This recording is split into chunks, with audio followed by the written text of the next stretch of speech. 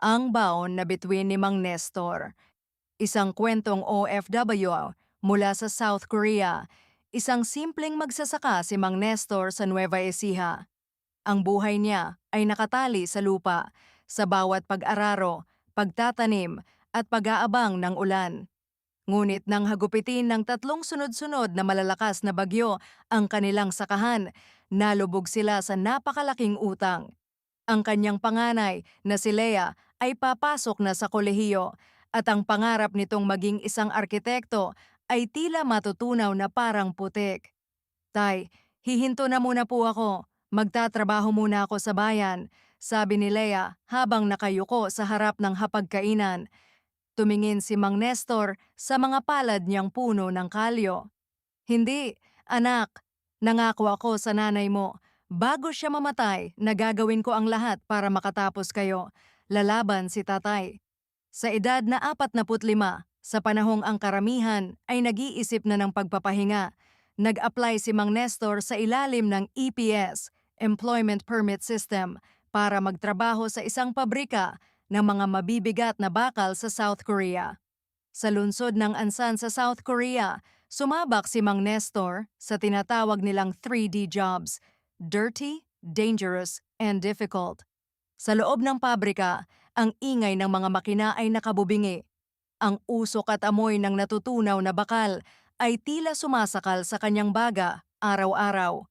Dahil bago siya sa kultura at hindi matatas mag-Korean, madalas siyang mapagalitan ng kanyang sadyang amo. Ngunit ang pinakamatinding kalaban ni Mang Nestor ay ang taglamig. Sa mga buwan ng Disyembre at Enero, kapag bumababa ang temperatura sa -10 degrees Celsius, ang kanyang mga lumang sugat sa tuhod mula sa pagsasaka ay sumasakit ng grabe.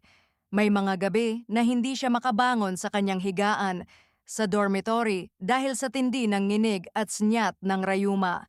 Sa mga sandaling iyon, binubuksan niya ang kanyang munting locker. Doon ay nakapaskil ang isang drawing ni Lea noong bata pa ito, isang simpleng larawan ng isang magandang bahay na may maraming bituin sa langit. Konting tiis pa, Nestor, bulong niya sa sarili habang nagpapahid ng pamahid sa tuhod para sa bituin ng anak mo. Upang makatipid, hindi kumakain si Mang Nestor sa mga mamahaling kainan.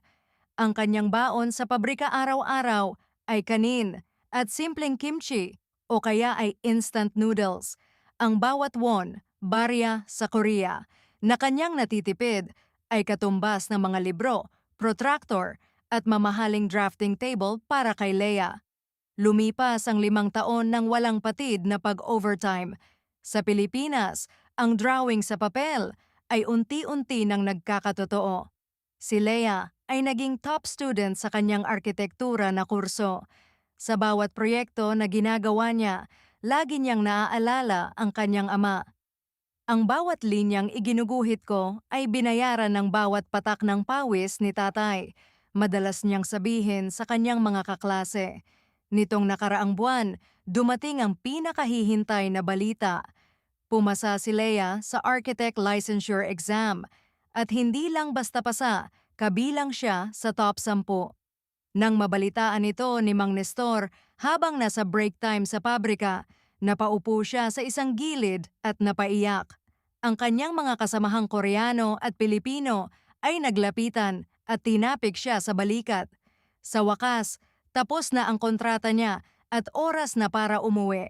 Gabi ng Pasko nang lumapag ang eroplano ni Mang Nestor sa Maynila, puno ang kanyang mga kamay ng mga kahon ng pasalubong, mga Korean ginseng para sa kanyang kalusugan, mga kosmetiko para sa anak, at mga simpleng regalo. Paglabas niya sa arrival gate, nakita niya si Lea na nag-aantay. Hindi na ito ang maliit na batang nag-iwan ng drawing sa kanya. Isa na itong ganap, elegante, at tiwala sa sariling propesyonal. "Tay!" sigaw ni Lea habang tumatakbo patungo sa kanya. Nagyakap ang mag-ama sa gitna ng siksikan ng airport. Napansin ni Lea na mas lalong kumunti ang buhok ng kanyang ama. Mas marami na ang kulubot sa mukha at medyo papilay na ang lakad nito dahil sa rayuma. Inilabas ni Lea ang kanyang opisyal na PRCID, ang ID na nagpapatunay na isa na siyang ganap na arkitekto. Isinuot niya rin sa leeg ng kanyang ama ang isang plake ng pagkilala mula sa kanyang unibersidad. Tape, tingnan mo oh, Architect Lea Santos na po ang anak mo. Hindi mo na kailangang bumalik sa pabrika. Ako naman ang magtatayo ng bahay natin, sabi ni Lea habang ang mga luha ay pumapatak sa mukha ng kanyang ama. Hinawakan ni Mang Nestor ang mukha ng anak gamit ang kanyang mga kamay na pinatigas ng pagsasaka at pagtratrabaho sa pabrika ng bakal. Anak, ang ganda ng bituin mo, sulit lahat, sulit ang bawat lamig at pagod, sagot ni Mang Nestor na may pinakamalawak na ngiti sa kanyang mukha. Ngayong mga araw na ito, si Mang Nestor ay masayang nag-aalaga ng kanyang maliit na manukan sa kanilang probinsya habang pinapanood si Lea na nagdidisenyo ng mga gusali sa kanilang bagong opisina sa bayan. Hindi siya nakatapos ng mataas na antas ng pag-aaral at hindi siya natutong magsalita ng banyagang wika ng perpekto. Ngunit, sa pamamagitan ng kanyang mga kamay na nagbuhat ng mabibigat na bakal sa ilalim ng malamig na langit ng Korea, nagawa niyang itayo ang pinakamataas at pinakamagandang pangarap ng kanyang anak. Para sa lahat ng Mang Nestor na nagtitiis sa mga pabrika, sakahan at barko sa South Korea, Japan at iba pang panig ng Asya, ang inyong mga sakripisyo sa likod ng mga naglalakihang makina at matitinding lamig ay ang pundasyon ng tagumpay ng inyong pamilya.